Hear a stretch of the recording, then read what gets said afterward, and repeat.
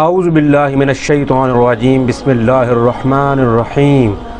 معزز سامعین و ناظرین، آپ دیکھ رہے ہیں رمضان اسٹوڈیو اور میں ہوں آپ کا میزبان ذیشان اکبر۔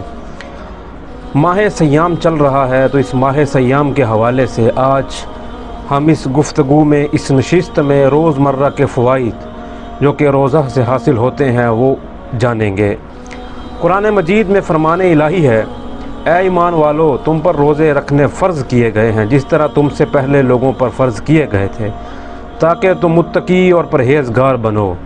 گویا رمضان کا مقصد انسان کو متقی اور پرہیزگار بنانا ہے۔ پہلا فائدہ روزہ اسلام کا رکن ہے اور چوتھا رکن ہے، تو گویا کہ یہ جو اسلامی ڈھانچہ ہے اس میں اس کی بہت اہمیت ہے۔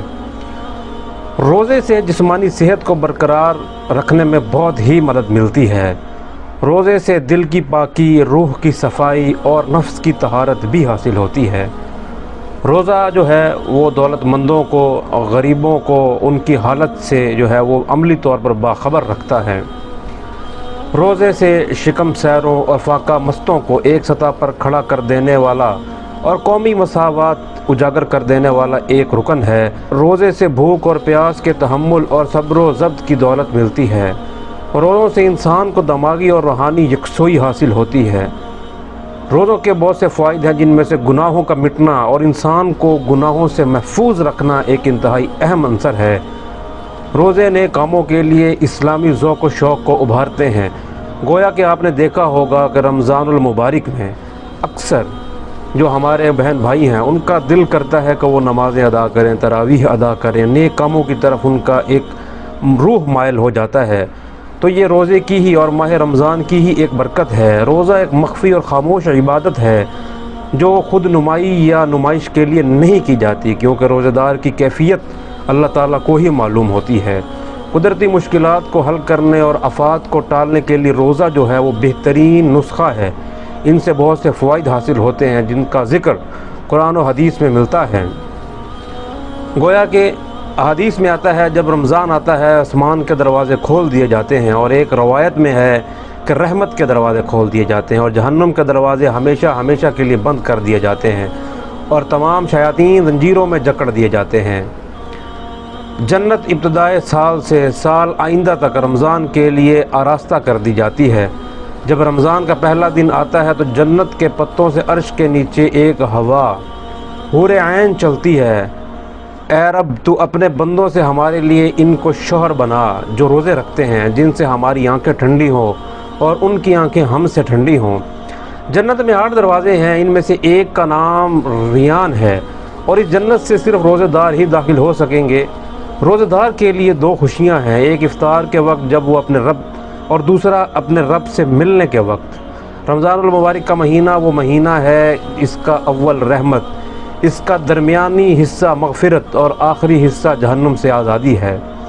روزہ اللہ کے لیے ہے اور اس کا ثواب اللہ تعالیٰ کے سوا کوئی نہیں جانتا اور نہ ہی کوئی دے سکتا ہے۔ ہر شے کے لیے زکوٰۃ ہے، اور بدن کی زکوٰۃ روزہ ہے، اور یہ آدھا صبر ہے۔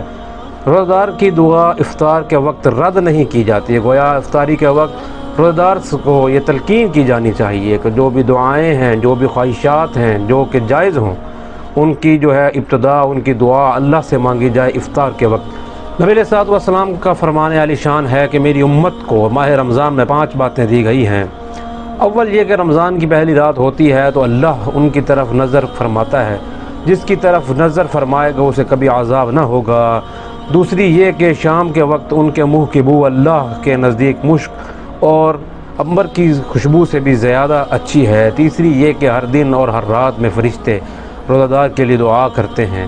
چوتھی یہ کہ اللہ تعالیٰ جنت کو حکم فرماتا ہے کہ مستعد ہو جا اور میرے بندوں کے لیے مزین ہو جا، قریب ہے کہ دنیا کے تعاقب مشکلات سے تھکے ہوئے یہاں پر آ کر روزہ دار آرام فرمائیں گے۔ پانچویں یہ کہ جب آخر رات ہوتی ہے تو ان سب کی مغفرت فرما دیتا ہے۔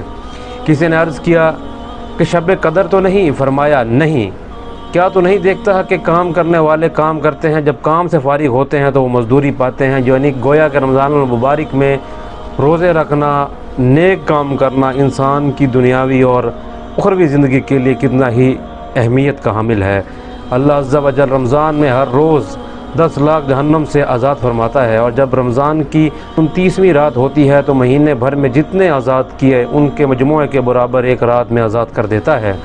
پھر جب عید الفطر کی رات آتی ہے تو ملائکہ خوشی کرتے ہیں، اور اللہ عز و جل اپنے نور کی خاص تجلی فرماتا ہے اور فرشتوں سے فرماتا ہے، اے گروہ ملائکہ، اس مزدور کا کیا بدلہ ہے جس نے کام پورا کر لیا؟ تو فرشتے عرض کرتے ہیں، اس کو پورا اجر دیا جانا چاہیے۔ اللہ تعالیٰ فرماتے ہیں، تمہیں گواہ بناتا ہوں اور تمام روزہ داروں کو بخشش ان کی جو ہے میں کر دیتا ہوں۔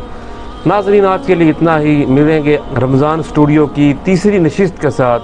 السلام علیکم ورحمۃ اللہ وبرکاتہ۔